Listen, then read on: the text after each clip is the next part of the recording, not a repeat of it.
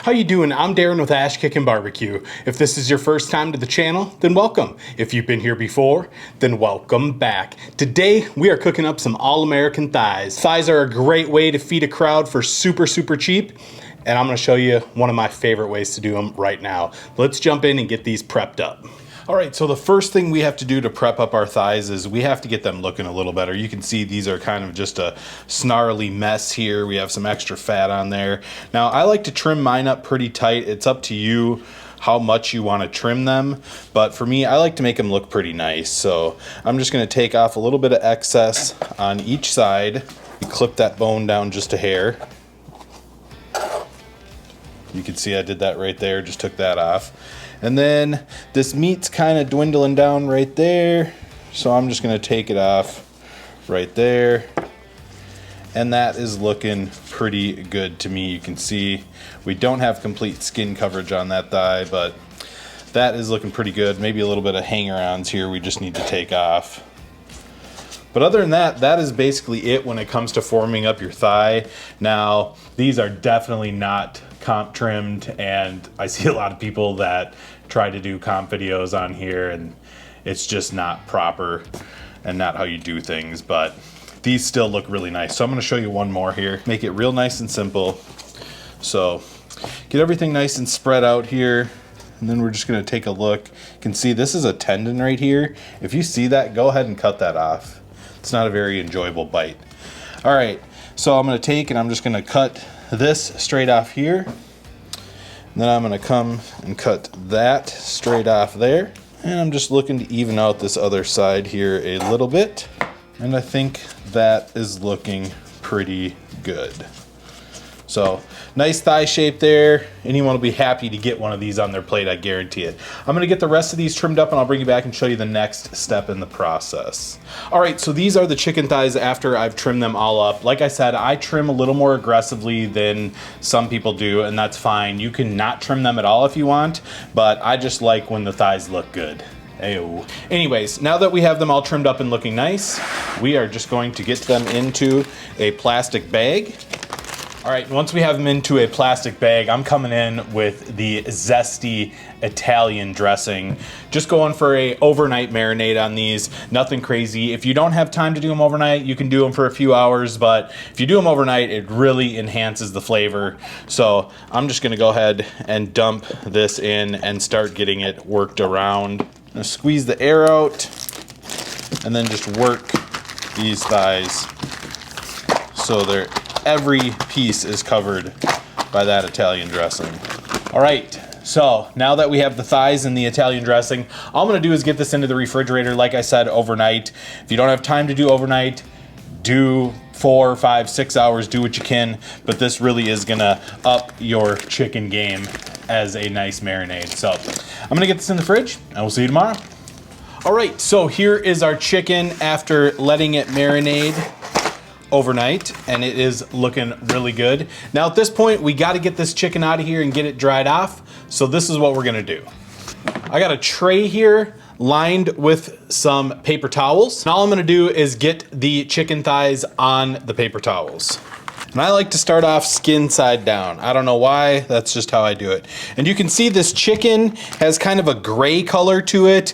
That's normal, that's what you want. There's nothing wrong with this chicken. That just lets you know that that marinade did its job. And it smells absolutely amazing. I know I've preached this before in my other chicken videos, but if you've never marinated your barbecue chicken in Italian dressing, you absolutely have to give it a try. It just really brings the flavor to a whole nother level. All right, now all we're gonna do is just start patting this chicken off. It doesn't have to be like bone dry, but you just wanna make sure you definitely get the excess off of here. We're gonna be cooking these thighs today hot and fast, so a little bit of moisture on the outside isn't going to be a huge deal, and it's gonna help our rub stick, but you don't want it slopping wet. Or maybe you do, it's up to you. If you just wanna leave this as your seasoning, go ahead and fire it in there.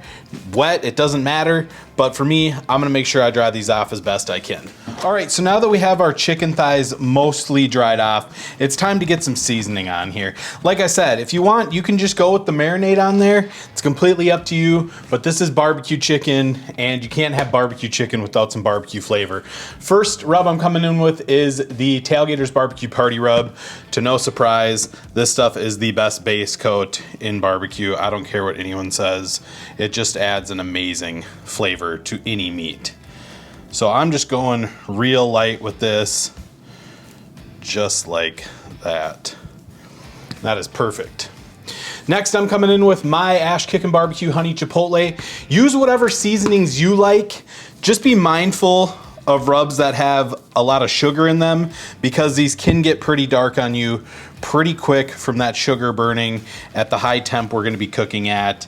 So if you're using a rub with a little more sugar in it, maybe you want to cook at a little lower heat, but it's completely up to you.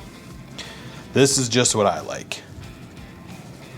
All right, so now that we have the bottom seasoned, next we're coming into the top side. All right, and then we're gonna repeat the process with our seasoning, coming in with the party rub, honey chipotle.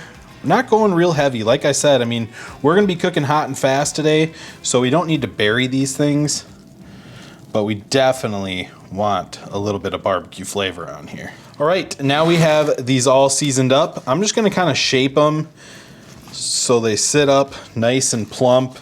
And what that's gonna do is allow you to get a really nice, juicy bite off of them. And they do look a little compish. They're not, I promise you. I will be doing an updated comp chicken video very, very soon. But that is kind of what we're going with there. You can see we got little meat pillows. All right, so at this point, I'm just gonna let these hang out right here. Let's go get the kettle fired up. All right, so today we're gonna be cooking on the Star Spangled Kettle, and I have some Smoky Woods Champion Char lump charcoal here. I filled up my chimney with the lump. I'm using the lump today because I want a little bit hotter heat. If you want to use briquettes, go for it, but I am a lump guy in this situation, so let's get this fired up. All right, so I just have 2 tumbleweeds right here, and I'm just gonna get those lit up with a torch. Get my chimney over those, and I'm just gonna let these go for about 10 to 12 minutes or until the charcoal's ashed over, and we'll come back then. All right, so our coals are starting to ash over, and I'm gonna get them dumped into the slow and sear. If you don't have a slow and sear, no problem. Just bank your coals on the side of the kettle. But if you have the funds, I definitely recommend investing in a slow and sear for the kettle. It just makes life cooking so much easier. All right, and so we have our coals in there, everything's ready to go. I'm going to get our lid on here and just let the grill come up to temp a little bit. What I'm gonna do is I'm gonna adjust my vents so they're about 3/4 open on the top, and on the bottom, I'm going with about 1/2 to 3/4. Now this Star Spangled Kettle does have a 3-vent system on the bottom, so you're gonna be shooting for around 350, 400, somewhere in there. It's really up to you how you want to cook these. I definitely think hotter and faster is better for this method, but hey, if you like it done a certain way, do what you like to do. Just copy this recipe, completely up to you. Let's get this thing dialed in. I'll bring you back when it's time to get the chicken on. All right, so we've let the Weber kettle come up to temperature, and you guys know I'm not a huge fan of actual wood on my chicken. I just think it can get acrid real fast, but I am gonna go with a piece of cherry wood right here because I love cherry wood, and it's just a light, faint tint and gives a wonderful color. And all I'm gonna do is just throw that right up top there, and there'll be enough heat coming off those coals to get nice light smoke on there. All right, now all we're gonna do is just get our chicken thighs on the grill here. We're just spacing them out a little bit here, trying to keep them away from the coals as much as possible. Bigger ones can go towards the coals because it is going to be a little hotter there. So just keep that in mind. And the smaller ones can go in the back here. All right, and there we go. Our chicken is on the grill. Our temps should be dialed in. Again, I can't give you an actual temperature that this grill is going to be at. I'm just kind of going by feel and how I usually do things. So I'm gonna get this battened down, and we are gonna let this chicken go. Now, one thing I did want to mention quick is I do have the vent over the chicken thighs, and the reason being for that is just that convection airflow, so we can have the heat going up and out over the top of the chicken thighs. It's really going to help render that fat and just give a better eating experience overall. So we'll see you in about 45 minutes. All right, so it has been 45 minutes and you can see that chicken is pretty ugly right now. We do have some nice crispy skin. It shrunk up a little bit on us, but you know what? This isn't competition, so we don't really care. We're sitting at about 170 degrees on these thighs. I really prefer taking up to 185, 190, even 200 at times, but we're not gonna worry about that today. We're just going for some good eating chicken. So that's looking good right now. Let's go ahead and get these sauced up. We're gonna let that sauce set for about 5-10 minutes and it's gonna be glorious. So little sauce is gonna pretty these things up real nice. Got that dripping griddle down from S&S to catch all the drippings here so we can keep this Star Spangled Kettle looking beautiful. And I'm going with the Suckle Busters honey barbecue glaze and finishing sauce and Puck's habanero heat on this. Just gives a really nice sweet heat that turns out wonderful on chicken. All right, and there we go. We prettied that chicken up a little bit. Now we're just gonna let this sauce set for just a few minutes.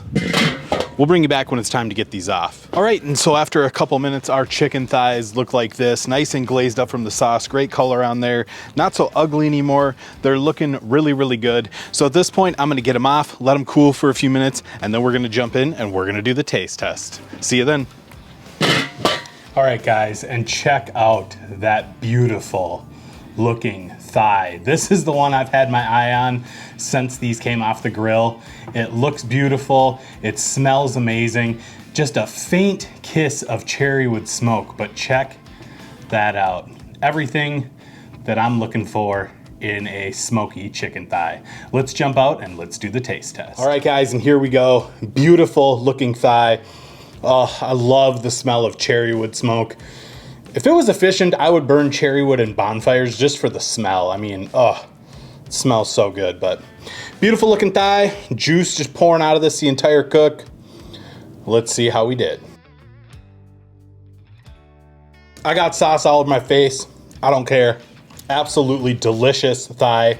Great tenderness, a ton of moisture in there. If there's a better way of doing chicken on a Weber kettle, and I'm not saying there isn't, I'm just saying I'm not sure I want to know what it is, because this is absolutely dynamite. You know it's tender when you get a nice clean bone like that.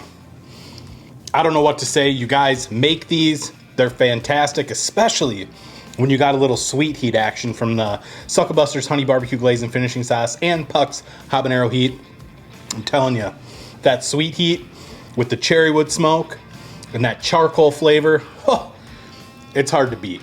Guys, I hope you enjoyed this video. If you did, be sure to like, subscribe, ring that bell, stay safe, and we will see you next time.